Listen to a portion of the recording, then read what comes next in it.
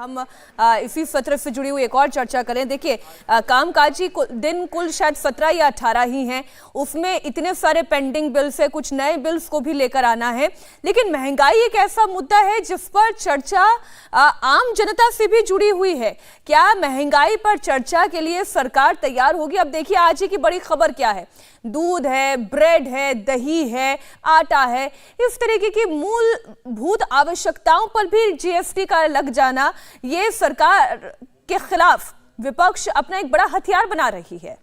बिल्कुल मीनाक्षी, और बीजेपी सांसद वरुण गांधी तक ने इस पर ट्वीट किया है, जो कि हालांकि हैं बीजेपी में, लेकिन लगातार इस प्रकार से ट्वीट करते हैं कि जो कि विपक्ष के सेंटीमेंट को ज़्यादा इको करता है। आज भी उन्होंने इस मसलों को लेकर ट्वीट किया है। विपक्षी सांसद बार बार इस बात को उठाते रहे हैं और महंगाई निश्चित तौर पर एक अहम मुद्दा है। लेकिन अगर आप अभी तक के अपोजिशन के परफॉर्मेंस को देखें तो ऐसा समझ में नहीं आता कि वो महंगाई को लेकर इस प्रकार से तार्किक तरीके से अपनी बात रख पाते हैं।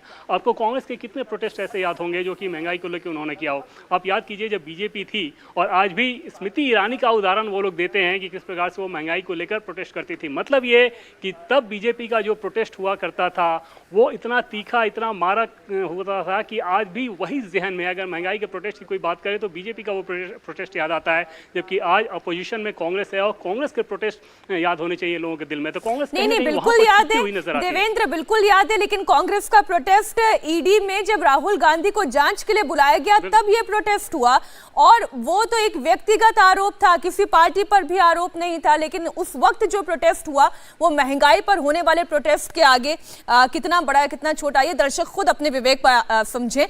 रुचि भी हमारी साथ जुड़ी हुई हैं। रुचि, इधर मतदान की प्रक्रिया भी जारी है, और अगर वोटर के वैल्यू के लिहाज से जो आप जानकारी दर्शकों को दे रही थी कि उत्तर प्रदेश की सबसे ज्यादा है 208, यदि मैं गलत नहीं हूं तो आपने शायद यही जानकारी दी थी, एक विधायक की वोट वैल्यू 208 है।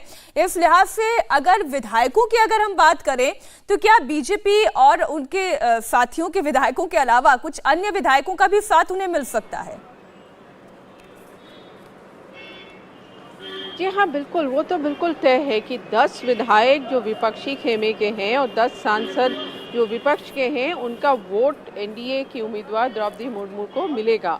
क्योंकि मायावती ने ऐलान कर दिया है कि वो एनडीए के कैंडिडेट को समर्थन करेंगी, तो उनके जो एक विधायक हैं और 10 लोकसभा में सांसद हैं वो वोट करेंगे। इसके अलावा विधानसभा चुनाव में ओम प्रकाश राजभर ने अखिलेश यादव के साथ मिलकर चुनाव लड़ा था, लेकिन वो अखिलेश यादव से नाराज़ हैं कि उन्होंने उनसे वोट नहीं मांगा, ना उनको किसी मीटिंग में बुलाया।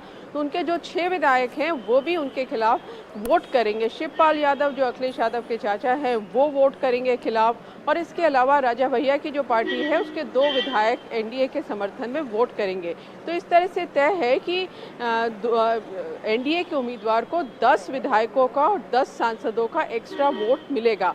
अब इसके बाद भी बीजेपी की कोशिश है कि समाजवादी पार्टी खेमे में और सेंध लगाई जाए।